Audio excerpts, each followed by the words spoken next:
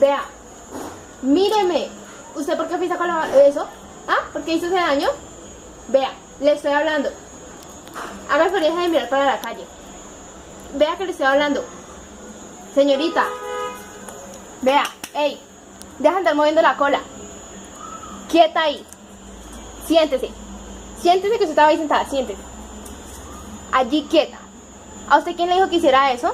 Usted sabe que se tiene que portar bien.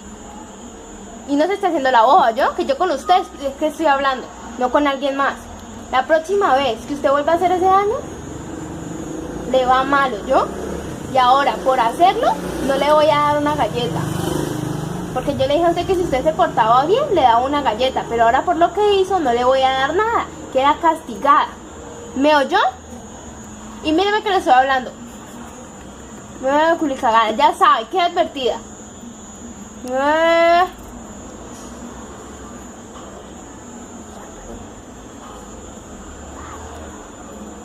¿Qué me mira?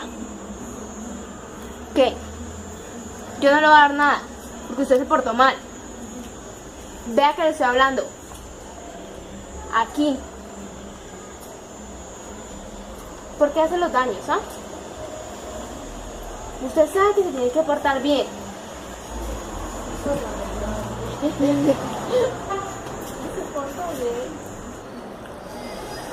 Ya sabe, ¿no? Se porta bien la próxima vez que la deje en la casa adentro.